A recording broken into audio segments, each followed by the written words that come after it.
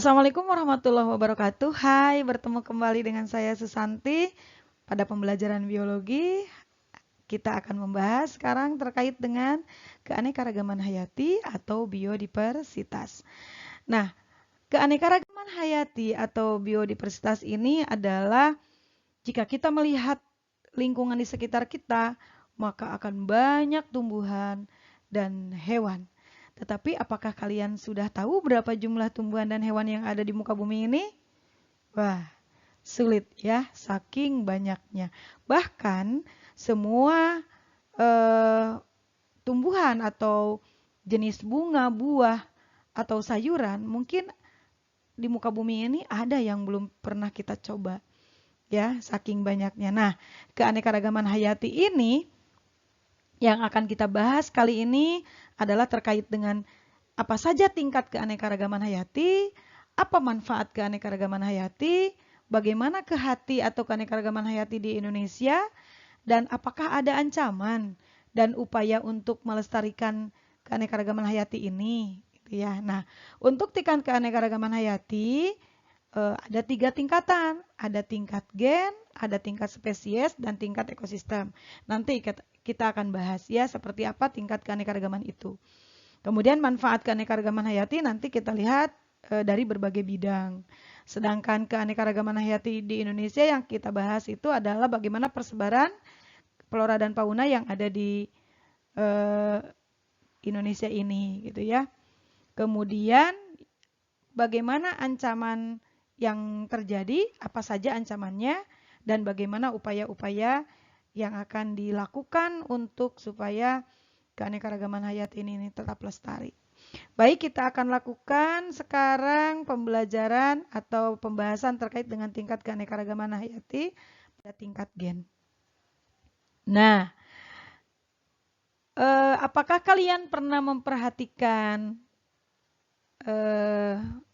ayam? Ayam itu kan spesiesnya galus-galus ya. Banyak mungkin jangankan berbeda ras gitu ya. Ini ada ayam kampung, ada ayam kate, ada ayam Bangkok, ada ayam ketawa gitu ya. Nah, itu adalah rasnya spesiesnya sama, yaitu galus-galus. Tetapi kita melihat ada perbedaan baik itu dari kakinya, jenggernya, misalnya warna bulunya gitu. Nah, itu bisa terjadi karena apa? Karena mereka memiliki variasi gen ya. Mengapa bisa terjadi? Kan eh, yang dilahirkan itu berasal dari induk jantan dan betina.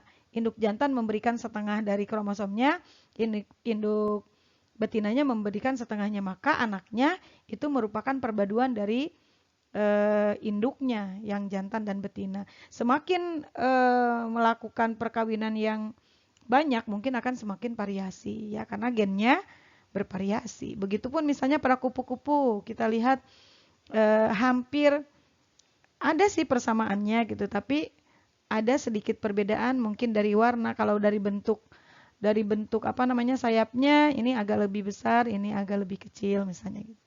Kemudian misalnya pada bunga anggrek sama-sama anggreknya anggrek bulan misalnya. Tetapi kenapa warnanya berbeda-beda? Nah, itu adalah keanekaragaman eh, tingkat gen pada warna gitu ya, pada warna bunga. Atau buah mangga misalnya. Kita lihat buah mangga ada yang besar, ada yang kecil, ada yang manis, ada yang asam gitu ya. Nah, itu karena memang variasi gennya. Jadi variasi tingkat keanekaragaman gen itu terjadi karena adanya variasi gen. Sehingga menyebabkan seperti ada perbedaan dalam satu spesies ya.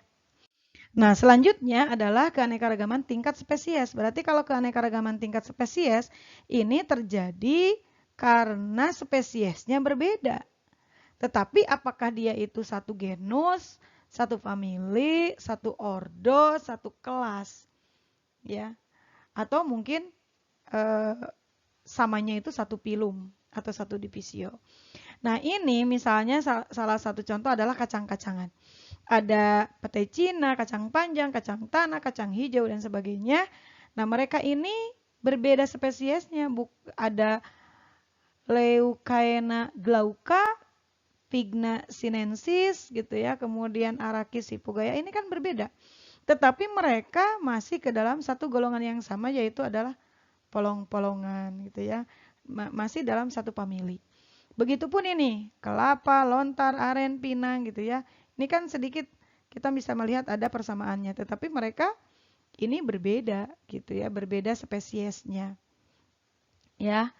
Begitupun ini kucing, harimau gitu ya, singa, cita. Ini sama satu golongan yang sama apa namanya? Pelide gitu ya. Tetapi kan mereka berbeda spesiesnya. Ya, berbeda spesiesnya. Begitupun ini untuk yang buah semangka dan buah melon. Sama-samalah satu famili gitu ya, tetapi berbeda spesies. Berarti kalau keanekaragaman tingkat spesies, mereka itu berbeda spesiesnya, tidak sama spesiesnya, tetapi bisa satu genus, satu famili dan sebagainya di tingkat takson yang lain gitu ya. Dan yang terakhir adalah keanekaragaman tingkat ekosistem. Jelas sekali ya kalau keanekaragaman tingkat ekosistem ini karena dipengaruhi oleh faktor biotik dan abiotik. Bahkan di sini misalnya kalau faktor abiotiknya iklimnya gitu ya, suhunya, kemudian kelembaban dan sebagainya, sehingga vegetasi tanamannya itu berbeda-beda. Apa namanya, hewannya juga, flora faunanya juga berbeda-beda. Nah, ini karena tadi adanya pengaruh dari ekosistem atau tempat tinggal gitu ya. Habitatnya yang berbeda sehingga berbeda pula tingkat keanekaragamannya. Nah, ini untuk yang tingkat keanekaragaman. Selanjutnya ini adalah persebaran atau bagaimana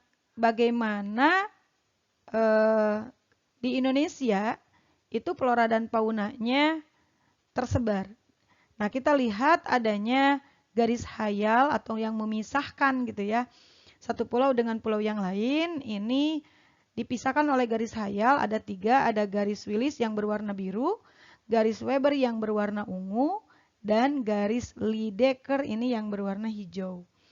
Nah, untuk yang ungu berarti ini ada Sumatera, ada Kalimantan, ada Jawa ini ya. Kelompok dari oriental, di mana banyak sekali hewan-hewan yang besar.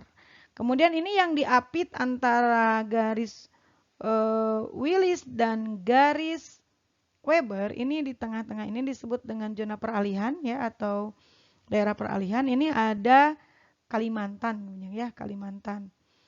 Dan selanjutnya ada juga ini yang sebelahnya, berarti yang sebelah sini itu adalah di daerah Papua gitu ya.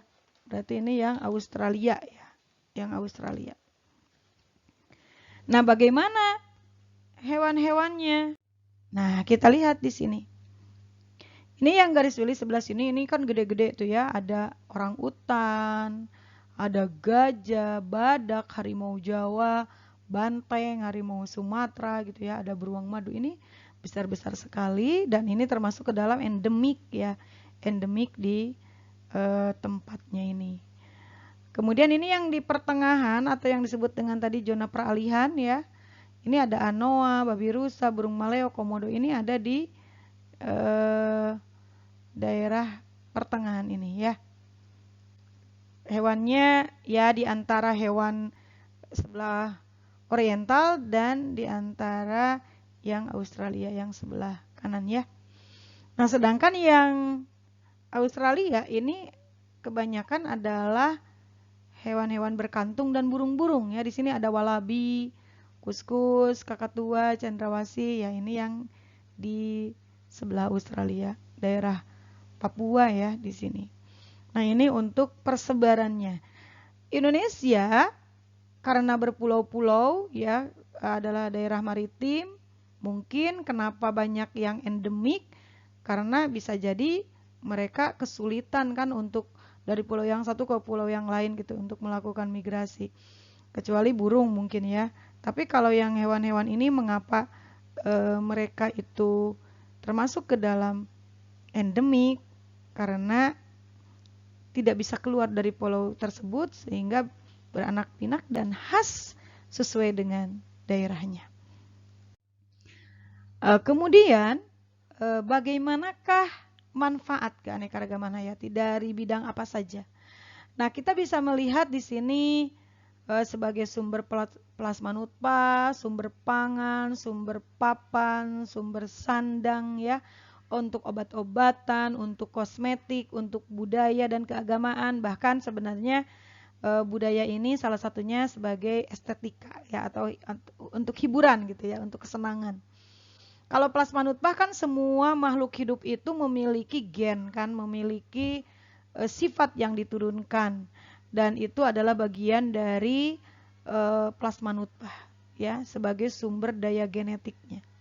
Jadi semua yang mau unggul, yang tidak unggul, itu semuanya adalah termasuk sumber plasma nutfah. Kemudian sumber pangan. Sumber pangan adalah sebagai makanan kita. Sumber papan untuk kebutuhan bangunan ya. Kemudian untuk sumber sandang berarti untuk pakaian.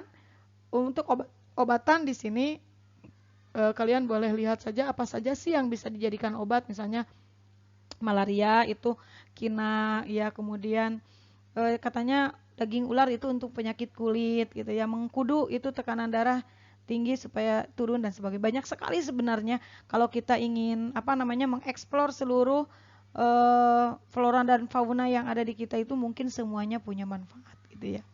Nah, ada juga kan untuk kesenangan, kita merawat kucing gitu ya. Kemudian yang kita lihat itu bukan untuk dijual ininya, tapi untuk kesenangan kita gitu ya. Banyak sekali. Kosmetik yaitu untuk kecantikan ya. Banyak sebenarnya, mungkin bahkan ada misalnya keamanan. Ada anjing yang dijadikan sebagai anjing penjaga gitu ya, atau misalnya banyak lah mungkin yang lainnya, misalnya sebagai alat transportasi, misalnya apa, kuda misalnya gitu ya, untuk delman dan sebagainya, itu untuk manfaat. Pokoknya kalau kita mengetahui meneliti, mungkin akan ada banyak sekali tumbuhan dan hewan yang hari ini belum ditemukan, atau hari ini yang sudah ditemukan tapi belum tahu kita itu manfaatnya apa. Nah, apakah ada ancaman? Jelas ya.